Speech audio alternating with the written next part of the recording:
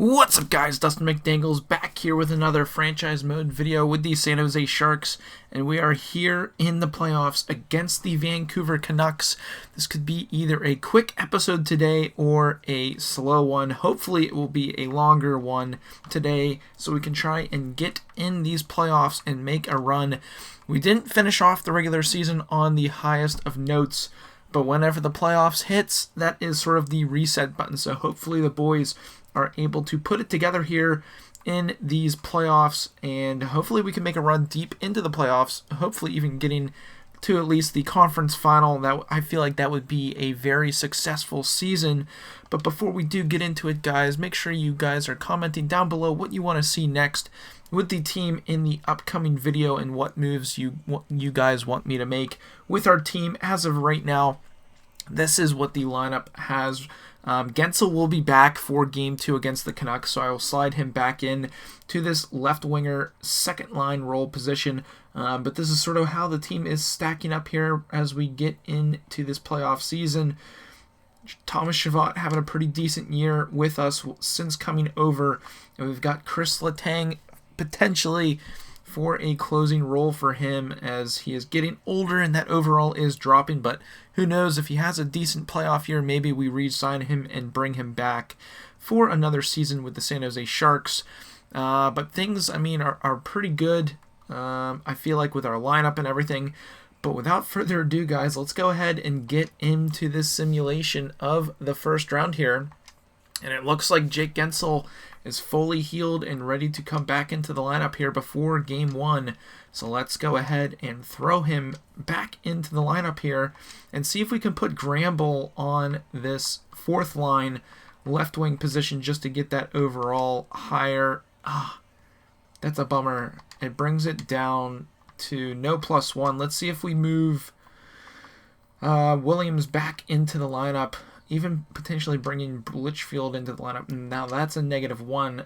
Let's see if we can move Blitchfield into the lineup.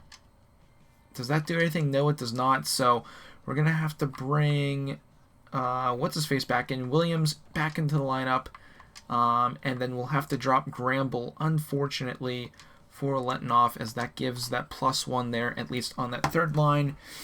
Or fourth line, I should say. Not what you want to see, but at least getting a plus at all is something that you can always sort of enjoy and have in your lineup. But let's go ahead, get into the simulation here in the first round against the Vancouver Canucks. A quick sim, and we are down 3-0 to the Canucks. And Game 1 is a rout as we lose 4-0 to the Vancouver Canucks. That could, that's not a good sign for things to come in this playoff series. Bozak went ahead and rejected the offer. Blitchfield resigns with the team for next season. But let's hope we can have a better outcome here in game number 2 against the Canucks, as Game 1 was definitely disappointing. Larkin gets on the board, and Demko is their goalie between the pipes. 4-3 for the Canucks. Can we come back and win it? And we cannot, as the Canucks take a commanding 2-0 series lead here in this first round of the playoffs. As we go home to the Shark Tank, can we find a way to at least get a win on this series? Larkin, 4 points in the last game. Pretty decent showing for him, but the boys, we really need this victory here. We can't go down to 3-0 early. And the San Jose Sharks show up here in game number 3, it looks like, as we end up winning the game 7-3 with 4 goals in the third period. The Canucks giving a sort of push there, but we're able to at least win one game here as we will head into game number 4. Down 2-1 in this series, hoping that the team keeps performing. Larkin has been playing pretty well. When was he ever out? When was Chris Letang ever out of the lineup is my question. I don't ever see anything about him going down. Honestly, let's try and see if sort of putting Letang up on that top pairing will do anything.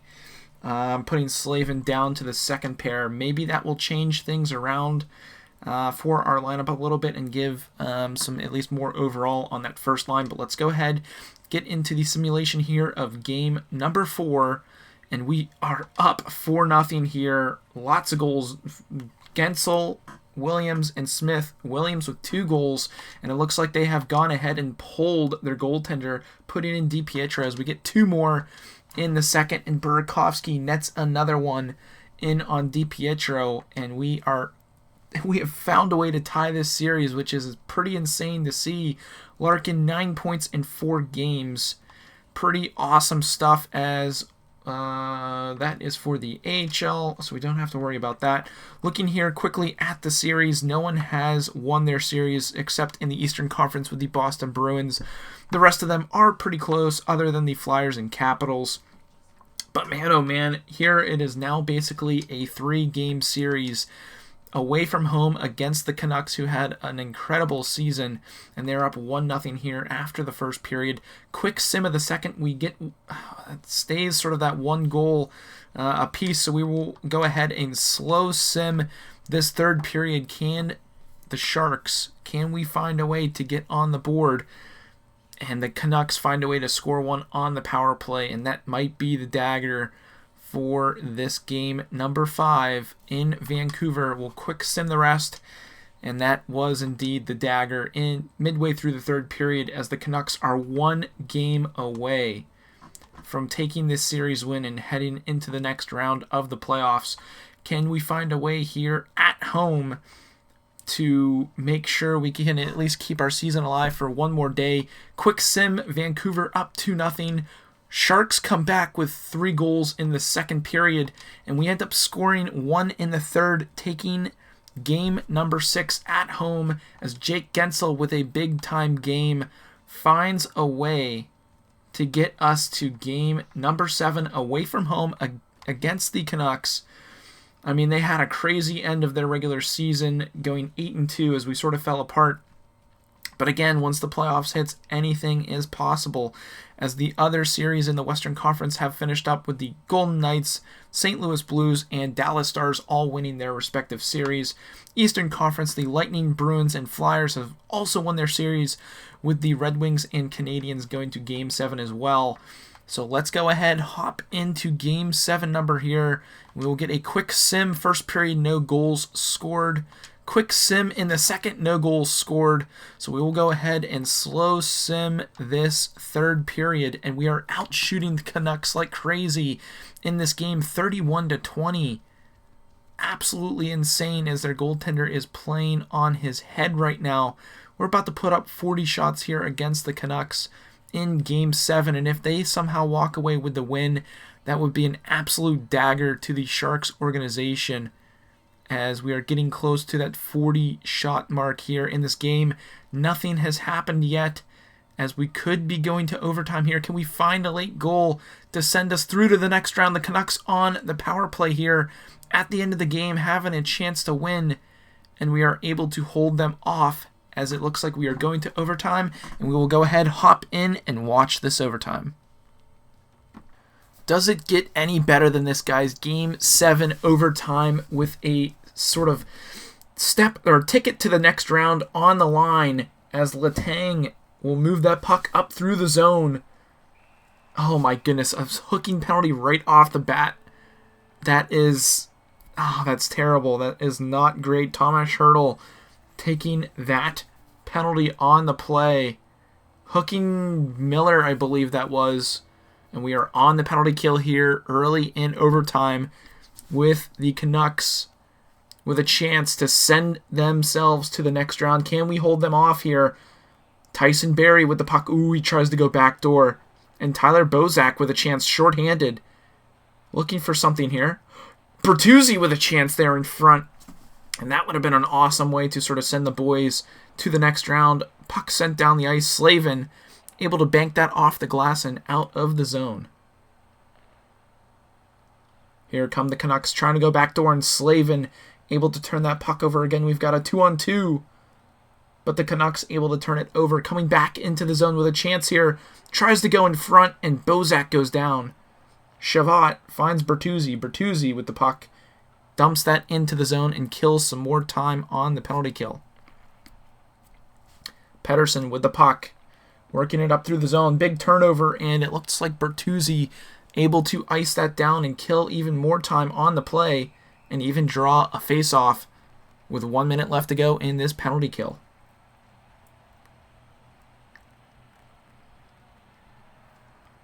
Ryan Strome hopping into the draw. He's out there with Justin Williams. I'm not too sure who we have on the back end. Strome loses the draw, and Miller gets absolutely ran over. Mr. Game 7 himself, Justin Williams, with the puck. Finds Larson. Strome backdoor had a chance. Larson ends up going out of the zone. That would have been insane to score on the PK. Williams, Mr. Game 7, trying to dump that puck into the zone. And the Canucks off with the puck here. With a chance, 3-on-2. Dangerous opportunity as Gaudette with a chance. Shoots it on target, and Samsonov with a big-time save.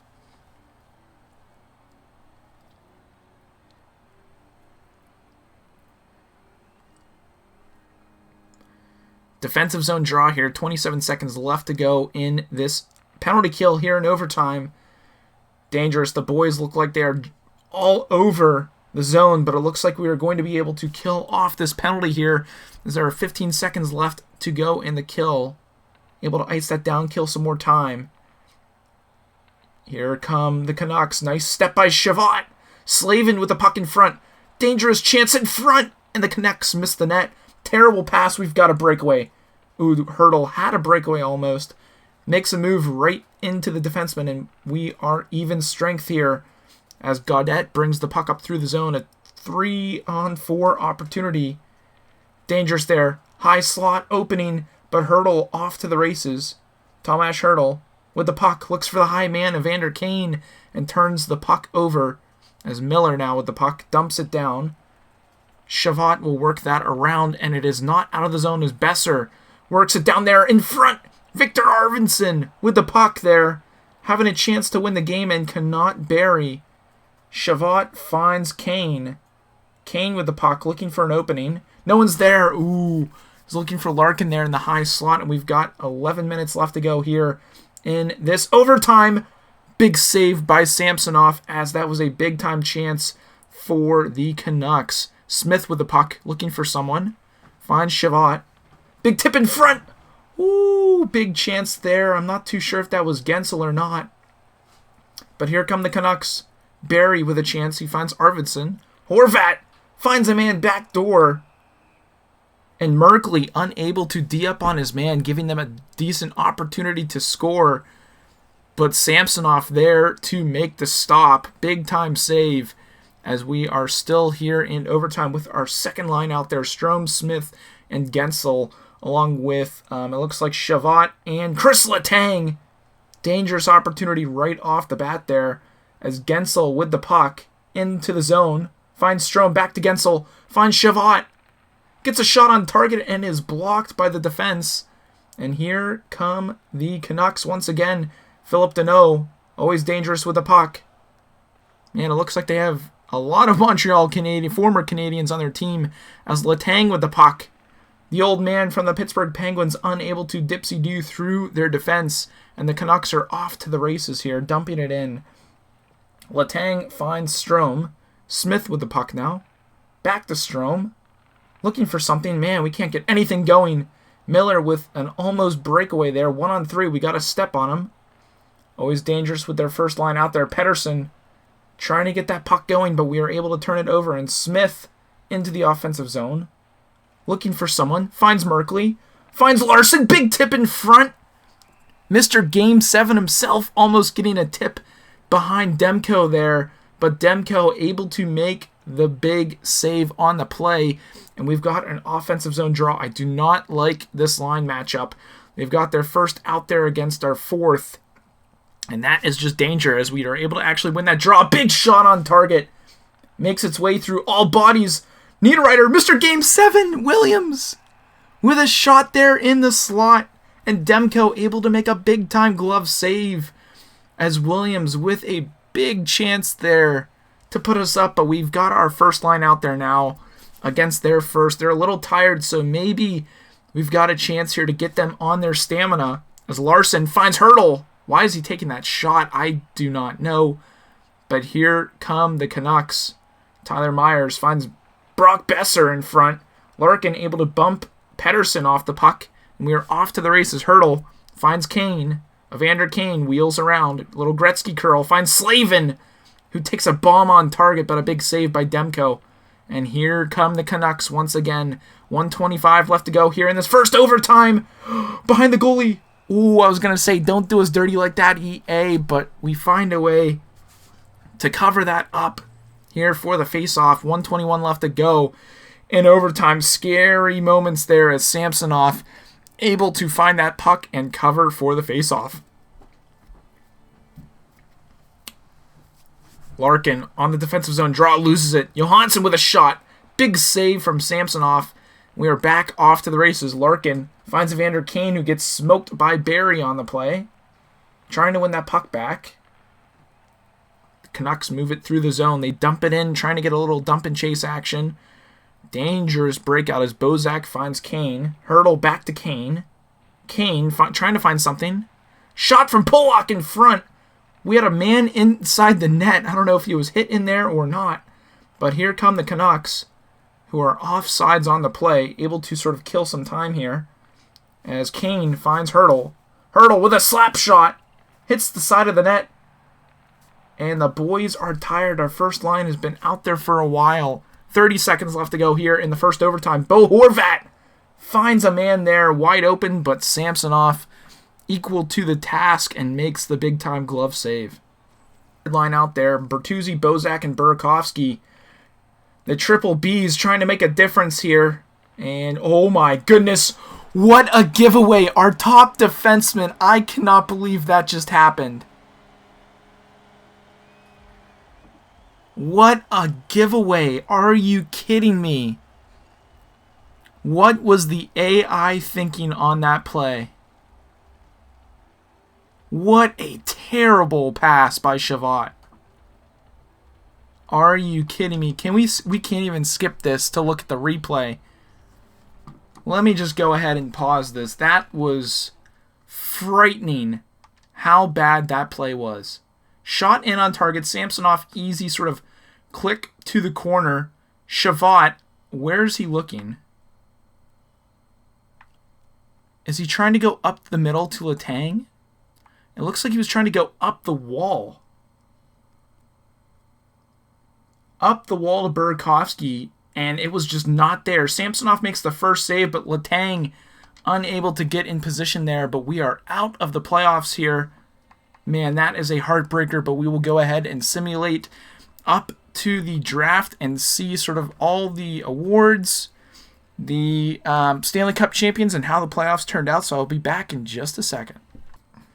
So here we are, guys, the draft lottery results. The Carolina Hurricanes actually move up to the first pick, and I'm trying to look at anything else being worth noting, but nothing else really standing out there. Just a couple shuffling of the cards there in that draft lottery. But let's go ahead and take a look here at the retired players. To start, Patrick Marleau, Mr. Marleau, finally retiring. Kovalchuk, Perry, Vanek, Carter, Pominville, Brett Burns, retiring at the age of 38. What was his overall? 80 overall. This was honestly, it was a great thing that we sort of got rid of him when he had value. David Krejci, Bobby Ryan, Giordano, Louis Eriksson, Mike Green, Travis Zajac, a lot of big names. Lucic, Edler, Niskanen, Anisimov, Perot, Strawman, and anyone else. Brian Boyle, Boychuk, Nick Bonino, Colburn, Sekera, Abelkader. A lot of crazy sort of retirees, I would say here. Nick Holden, 36 years of age, retiring. Ryan Reeves retires. He was a free agent. Kind of crazy to see that he didn't actually get a chance to play. 64 overall, man. He really dropped off the map.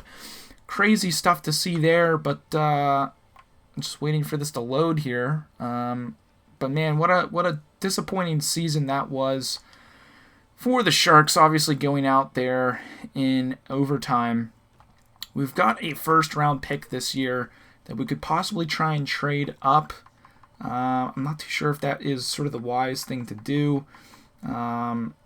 Obviously, it's sort of hit or miss here with sort of picks in the draft, but we could find a way to trade up in the draft. But let's just go ahead. I want to take a look at our contracts first to see who we need to possibly re-sign. Chris Letang, did he have a good playoff year? I mean, I don't really know. He didn't do terrible. 21 games played, he only had 5 assists. Let's see what he did in the playoffs. 4 points in 7 games, not terrible. We could give him a contract. He fits pretty much all of our defensive lines. And I think he does sort of want a discount, which is perfectly fine with me. Gensel actually moves up the overall. Nice to see. Evander Kane and Tomas Hertl sort of staying where they are put. Anything else worth noting? Not really. I do know Bozak doesn't want to re-sign with us. I would love to try and get him an extension for 2 years at 1.7. That would be a really nice deal to keep him around. But other than that, it doesn't look like we have any other sort of contracts that we really need to sign, as Roy wants a deal. He wants a two-way, which shouldn't take him too long. And honestly, we're going to stick with Letang here another year. He does want to re-sign, and he does want sort of a discount, which is perfectly fine with me. We'll go 2 years and see if he will sign at 5.3. I feel like that is a decent deal to try and get done. But just looking at it, not terrible, as we will go ahead and hop into this entry draft. I honestly don't know where our first pick is. Carolina has the first pick, as I don't know why I'm going in there to trade for this here. But let's take a look here and see. We are at pick 17, so honestly not terrible. The Jets are looking to trade out of their pick, so maybe we could possibly trade up and get a gem in this year's draft. Let's go ahead and take a peek. We've got a first and second round pick that they aren't really wanting. So we're probably going to have to stay where we are at pick number 17. So let's go ahead, simulate up to our pick, and sort of just take a look here at the early part of the draft. Any gems? Holy smokes. McCormick, 84 overall, an absolute gem, steal in the draft. Let's go ahead and make a pick. Are there any sort of guys that we could possibly get here? Sheldon Boflin, 3 years out, top 6 defenseman potential. This guy do not great. Just looking at it here, there isn't sort of a lot of known players at this draft position, so we definitely need to try and do a better job of sort of finding a way to draft better. But let's go ahead and go with Boflin here. Sign him in there. He is a 65 overall, top 4 medium potential. Not terrible, but not great at the same time. Canadians have a ton of interest for Max Domi right now. That might be something we could try and go after, honestly. Let's see what we can try and wheel and deal here. And I will be back in just a minute. Guys, the Montreal Canadiens have listed Max Domi on their trading block, and I feel like that would be a decent sort of little flop, trying to get him into the lineup, as he had a pretty great year compared to Strome. Not the greatest of performances, but Max Domi, putting up some crazy numbers for his overall. Obviously not the best, but it would be sort of a good shout to try and get him in. And also, we would be getting rid of Vokolov here, but we do already have some sort of potential with our centerman in the future with the signing of McTavish that we can get done in the future, as well as bringing in Max Domi, who is 28 years of age. So we do sort of have some youth at the centerman position already, so getting rid of Vokolov wouldn't be the worst thing in the world. Let's see and if this trade goes through. If not, we can go ahead, drop that, and see if this will go through. Strome and Vokolov for Max Domi, and that trade is rejected. So let's go ahead, throw a pick in here as well. Sort of wheel and deal for some players here. We'll give up we'll give them back their 3rd round pick, and see if that works. The trade is rejected, so We might need to give up our second-round Minnesota Wild draft pick here to get Max Domi into the squad, and the trade has been accepted, bringing in another top centerman to our team, sort of bolstering that middle of the lineup. Honestly, a great trade, I feel that was. Hopefully that will sort of boost the lineup in the sort of future. But let's go ahead and make some more picks throughout this draft to try and get some decent sort of trade value. Honestly, top 6 forward here. He's 3 years out, playmaker. Honestly, could be decent value with him. 62 overall, top 6, low potential. Obviously not sort of what we were hoping for, but let's go ahead and make another selection for this draft. Gudbranson here, top 4 offensive defenseman. Don't really know too much about him. Top 6 forward here, Rick Doan. 2 years out, no weaknesses. Honestly, that is not terrible to sort of have. Get him into the squad. Top 6 forward, low potential, 67 overall. Again, not terrible, but not great. Let's go ahead and see if there are any goalies out there that would be sort of good to try and bring in here. Don't really know too much about these goaltenders. Elite medium, Alexander Golubkin. Look at that save percentage in 3 games played. Obviously, don't know too much about him, but let's go ahead, go for that draft pick. Why not? Could be decent value. Starter medium potential, obviously, 47 overall. We're trying to bring him in for some trade bait. Looking for some other potential players here. Let's go ahead and edit for potential here. And this guy scouted. Looks like this is pretty good potential. Obviously, 5 years out. Go ahead, get him drafted into the squad. He's got elite, low for an offensive defenseman, Antons. Obviously, trying to go for that trade bait that we could potentially get for some future players or future picks. Let's go ahead and filter again that potential. We've got a couple sort of people that we could sort of go for here. Grinder. Couple weaknesses there. Let's see with this guy. Skating, foot speed, it's not the best. As it looks like here, this might be a decent shout. Another centerman, but let's get him into the lineup for our draft board, Cohen, and simulate up to our next pick here in the 7th round. Running out of potential players to draft. Not this guy. We will go with this low elite. Could he potentially crack that? Top 6 forward, low. Obviously not great, but again, we are just going for that sort of trade potential. And the draft is complete. Bufflin in as our top pick. Honestly, I thought that was a good sort of deal.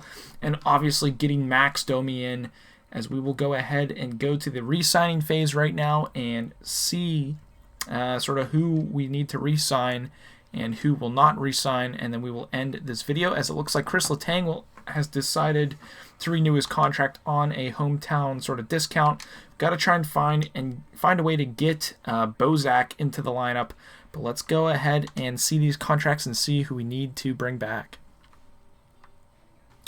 So Justin Williams does not want to re-sign with us. He is also sort of getting older, so we will need to bring in a new 4th line left winger in free agency, and hopefully we are able to do so, as Letnoff also does not want to re-sign. Let's see what he actually wants. I mean, 1.275 for a centerman who was sort of in our lineup last year. We could try and look out on the market to see if we can get somebody sort of maybe older and cheaper. Just looking through the lineup here, Simic does want to re-sign. He will want a two-year deal, which I hope he does re-sign with us. I really want to try and get Bozak back, so I will go ahead and offer him a contract. He wants 1 year. Let's give him 1.7 for 1 year. See what he says about that. We'll go ahead and advance a day, and he's decided to reject his contract. Maybe more cash. Simic also not going to re-sign, so let's go ahead and try again with Bozak. He wants sort of cheaper. Let's go 1.775 for Bozak for 1 year. Obviously, 3rd line centerman, don't want to sort of lose him. We will let Justin Williams go, Mr. Game 7. We will also release Letnoff, decent fourth line role player. Simic wants to re-sign. We'll give him 7.75 for 1 year. Hopefully he does take that. And before I forget it, I know that is something that people do tend to forget. We need to look at our goaltender situation here. And Brosset wants to... Does he want to re-sign? He does not want to re-sign, so we're going to need to offer him something here. Wow, that is a great deal. We can try and get him in for $0.85 million. I feel like he will definitely take that, as it looks like we have some decent other potentials for goaltender. Lundqvist, obviously, we will release him, let him go, and I mean, we've already got 3 goaltenders at the AHL level, so I feel like letting this goaltender go is okay to do. But let's go ahead and take a look back at the rest of our skaters in the system. Got to make sure we have everybody else possibly re-signed. Carrick, we're going to need to get him back into the team. Obviously, he wants to re-sign. Give him a little bit extra money here. Another guy who also wants to re-sign. Try and get him back into the lineup at a cheap rate. And just double checking to make sure nobody else needs to be re-signed. Kabanknoff, I'm not too sure about this player. How has he done in the past here? And obviously not that great, so we will honestly go ahead and let him go. Looking at some other players that we could possibly bring in. Bulgard here. I mean, let's go ahead, give him a shot, get him into the lineup. Milch here, we will go ahead and let go. And just sort of looking at some other guys. Obviously, he wants a cheap deal. We'll go ahead and get him in here and see if we can get him traded out, if that is something we need to do. And just looking at the rest of our guys, McTavish should be coming in here soon to the squad, along with O'Rourke. I mean, he put up a great year in the OHL, so hopefully they are into the team. We'll go ahead and advance a day here. See who does resign. Brosset, actually... Wow, he wants to test the free agent market. Maybe more cash would persuade him. Bozak also not re-signing. Simic not re-signing. And it looks like a couple of our other guys will go ahead and re-sign. So, gotta try and sort out this goaltender situation here. And see if we can get him re-signed. Honestly, I'd be okay with $0.9 million for him as a backup goaltender, not sort of breaking my heart with a cheap contract such as that. Go back down to Bozak and see if we can get him re-signed, and if not, we will sort of have to go ahead and test the free agent market for a new third-line center, as we already need a new fourth-line centerman and a fourth-line left winger, unless Dahlin could sort of slot into that sort of position on our fourth line. Could be a potential. As we will go down to Simic here. He wants to re-sign. I don't know why he doesn't want to. Give him 0.9 for 1 year, which is perfectly fine with me. Go ahead, advance a day, and see what they say. Decided to reject the contract. Bozak finally re-signs, and Simic also re-signs. So we've got $4.8 million to work with. We'll try one more time to get this goaltender signed on the team. We'll give him 0.95. We'll give him the max possible. Actually, we'll give him $1 million. Honestly, $1 million I feel like is a great deal for 3 years. We'll even give him 1.1 for 3 years as a backup goaltender. I feel like that would be a great little shout. He is on the older end of things, but that is okay. Advance a day, see what he says. He's rejecting. He wants more cash. Honestly, we will try and give him 1.1 million for 2 years. If he doesn't take that, we will obviously need to go ahead and go after a new backup goaltender, and he does finally re-sign with us. So it looks like we are all set and ready to go. We need a new potential fourth line left winger and a fourth line centerman. So let's go ahead, simulate up to free agency, and see what we can do with this $4.72 million. Michael Furland is a potential we could try and bring in for the third line. He only wants $1.9 million, which for 3 years I feel like is a bargain deal for 31 years of age. Go ahead, try and bring him in. And looking at the centerman position, I haven't really gone through here yet to try and find a potential sort of third line centerman. Our fourth line centerman, I should say here, is Adam Lowry. Might be a nice little shout. Big time player. Doesn't fit any of our lines. Lars Eller doesn't fit any of our lines. So trying to find somebody to fit that fourth line is going to be tough. Troy Terry could be a nice little shout. 25 years of age. Bottom 6 forward lines. All penalty kill lines. I feel like that would be an awesome shout at 1.75. We'll even bump that up to 2. I'd say 1.9. Let's go $2 million for this guy for 4 years. I feel like that is an awesome deal that he would love. Oh, he's a restricted free agent.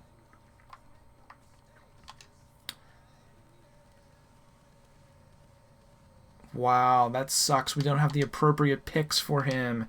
Troy Terry would have been an awesome sort of shout for that. Adam Gaudette only fits the third forward line. I'm just looking at these different options that we have. It sort of starts going down the overall, which I don't want. I sort of want somebody who's at least an 80 or higher. Jankowski doesn't fit any lines. Jordan Stahl wants $3 million. Does he even fit? Only the third line. Interesting stuff there.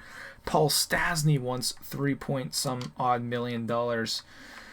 Eric Stahl wants $3.7 million. I mean, that is big time money. Getzlaff wants $4 million, and he is a 78 overall.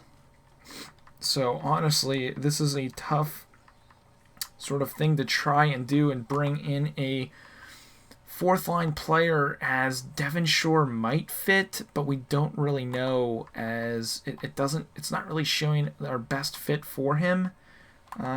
Looking at Sean Corrali, fourth line, all penalty kill lines. I feel like that might be a better shout, even though he is below the 80 mark. He's 30 years old. I'd rather go with Shore, that we don't know too much about. For 2 years, we'll go 2 years at 1.575. See if he will go ahead and take that. Take a quick look here at the defense to see if anyone is worth noting. The defense really tails off in this free agency, so I'm kind of happy we went ahead and signed Chris Letang. Hopefully these guys will sign with us, the San Jose Sharks, as a trade offer here. We'll go ahead and decline that, advance another day, just waiting for these guys to get back. Devon Shore signs with us, and Michael Furland also signs with us, sort of shoring up our fourth line. But let's go ahead and I will simulate up to the next season, and we can take a look at our lines. We are finally taking a look at these line edits, as it is not looking great so far just off of the first initial looks, although that first line looks absolutely deadly. +3 for Kane, Larkin, and Gensel. Tomas Hertl, obviously, if we move him up, that sort of changes the +3, but I'd rather have that on the first line. Bertuzzi, I mean, he could switch around, but I'd rather not move him around in the lineup. Man, this fourth line is really going to kill me. Obviously, it looks like Bozak we didn't even need to re-sign because he dropped an overall. Gramble and Ferraro are our scratches. If we put Gramble in for Bozak, does that make a big difference? Is the real question here. Let's go ahead and see if that does, and it's actually -2. How can we make this work? Niederreiter only really works on the second line. Burakovsky works on pretty much any line here, it looks like. We'll move him up to the second line. Ferland over. Let's put Bozak back into the lineup here. It gets a -1 on that fourth line, and that is kind of unacceptable right now. Let's take a look at our AHL and see if I can bring anybody up. Grudro. I mean, we could try and bring Blitchfield back up, but I don't want to bring sort of a 78 onto the team. Let's take a look here at our defense here to start. Letang and Shavat on that first line, not terrible. Can we get a +3 anywhere else? Man, do I want Letang with a +3? We'll start with Letang on a +3 to start with. Slavin, if I move him around there. So Letang, sort of wherever Letang is, he's going to get that +3. Or we could get a +1 on all of our defensive pairings. that is the real question that I will sort of leave up to you guys if you want that. If we move Larson for Pollock or even Letang, but I don't want to put Letang sort of down the lineup. So let me know what you guys want to see there. Looking at our goalies real quick. Samsonov still at 87 overall, which is nice to see. Take a look at our special teams real quick at the power play. We've got a +3 on our first power play, which is awesome to see. Obviously, this second power play needs a little work, it looks like, as we could sort of switch Furland for Smith. Hopefully that changes it up. Gets a +1 at least. Change Shore for a better centerman. We don't really have a better centerman to sort of slot into that spot. Man, unless we move Merkley for Hurdle. But I don't want to sort of take away that +3 off that first line. So looking here, +4 or 4 power play here. I mean, I'm fine with that sort of being even right now. Penalty kill is honestly okay. Both those guys don't really fit that, which kind of stinks, but at least there's no negatives on that, and Bozak and Shore for that. So, I mean, we got to find a way to try and get that -1 off of our fourth line. Who doesn't fit is the real question. Bozak fits. Niederreiter is the one who is not really fitting that fourth line. So we got to find a way. We don't really have a lot of right wingers. I mean, with moving Gramble in there, would that do anything? Still gets that -1. Which kind of stinks. If we move Shore down to the fourth line, that would sort of solve that, but it would take a +1 away from that top line, or that third line. So, I mean, we could possibly do that, but, I mean, I really don't want to sort of revert to that, as we got to find a way to make this work with our team. But that is going to be the team, guys. Let's go ahead and take a look at set captains and see who indeed is our captain. Tomas Hurdle is our captain. That is... We can't do that. We need to reset sort of our captains here. Unassign the alternate. Take a look. Thomas Chabot is an alternate right now. We'll give Larkin the captaincy, and then we will give Hurdle... do we want to give Hurdle? I'd rather give Evander Kane an A. I feel like he does deserve it. He's been around a while. So we'll go ahead and go with that. Let's see if that sort of saved. It should have. Larkin, yep, and Evander Kane. So that did save. So that is going to be sort of how our lineup stacks up at the start. Obviously, if you guys want to make any changes, be sure to comment down below what you guys want to see with the lineup. Obviously, we could possibly get that -1 out of there with moving Gramble up to that third line, but takes away the +1 off the third line. So could do that, or we could try and trade for someone who actually does fit the fourth line, which could also be an option sort of in the future if we would like. But again, let me know what you guys want. Also on the defensive pairings, if we move Pollock down, that would sort of give everyone at least a +1, or keep that +3 on Chris Letang and Pollock. But that's going to be it for today's video, guys. If you did enjoy it, be sure to drop a thumbs up and get ready for this upcoming season with the San Jose Sharks. I know I'm looking forward to it, and hopefully we can make a sort of leave our mark this season, as we are a champion status right now. So let's hope we can try and figure it out and work on sort of moving up sort of the ranks in the NHL. But that is going to be it, guys. I hope you guys did enjoy this video, and as always, stay dusty.